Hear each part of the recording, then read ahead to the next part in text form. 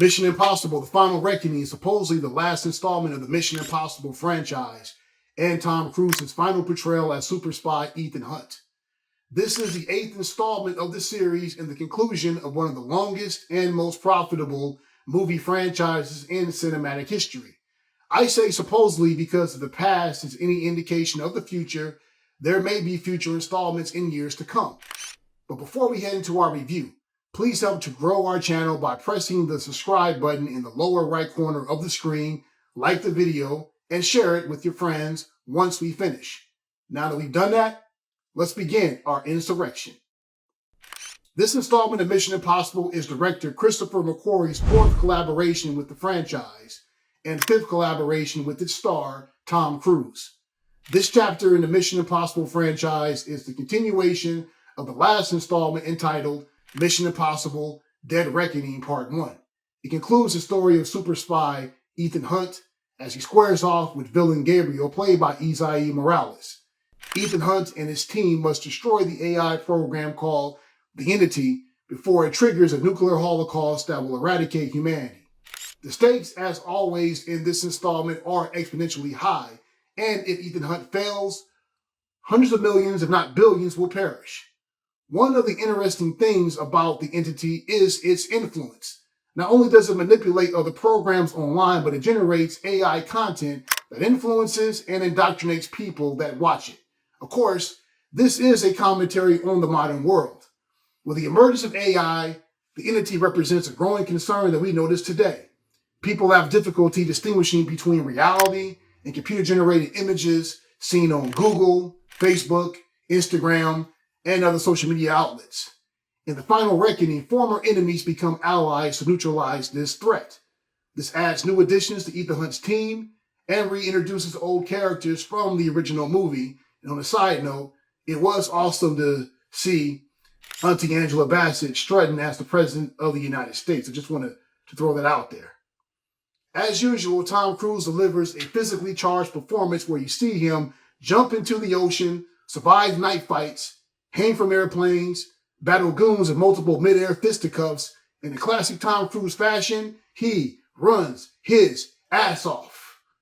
The stunts in this movie are so over the top that you would think that it was created entirely by CGI. However, Tom Cruise, as with most of these films, performs most of the death-defying stunts himself in the old school way, which makes it even more impressive. Tom Cruise is now in his 60s, but he physically commits himself to jumping out of airplanes, deep dive swimming into oceanic waters, and parachuting in midair. The cinematography as well as the sound heightens the suspense and the intensity of the stakes within this movie. In the submarine sequence, the sound as well as the muted colors create an aura of claustrophobia as the main characters scan the area in search of the Entity. Christopher McQuarrie is a solid director, but I thought that the pacing of this film at times could have been better. Some scenes seemed to be slow, and they dragged, which took away from the impact of the overall story. The first act especially was slow. However, I do give Christopher McQuarrie credit because he actually wrote a story where Ethan Hunt takes a legitimate journey to meet with all the various characters necessary for him to destroy the Entity and to defeat Gabriel. This installment of Mission Impossible is more like The Wizard of Oz or Star Wars: A New Hope than the classic Mission Impossible movie.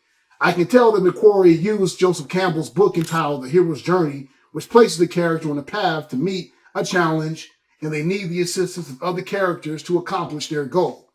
As a producer, Tom Cruise is one of the best working producers today. Apparently he understands his audience, delivers what they want to see, gets the right people involved each time, and sets a bar for his production that gets higher with each effort. It's astonishing to me that he's remained such a viable movie star when literally all his contemporaries have either faded into obscurity, stopped working, or diminished in their popularity. You take the cast of the 1982 movie The Outsiders, which Tom Cruise was a co-star along with other actors who would become major stars in the 1980s. Literally, everyone starring in that film, for the exception of Tom Cruise and Ralph Macchio, are either out of the movie industry or their demands have significantly diminished because of the changes of time. The fact that Tom Cruise is still one of the most bankable stars in the world despite his career spanning nearly 50 years is an achievement. and something that isn't accidental. For Mission Impossible: The Final Reckoning, I give it 4 out of 5 stars and a thumbs up. Thank you for watching and joining us here, the Movie Insurrectionist. Please don't forget to press the subscribe button, like the video, and share it. And remember, the theatrical release will never be televised. I'll see you soon.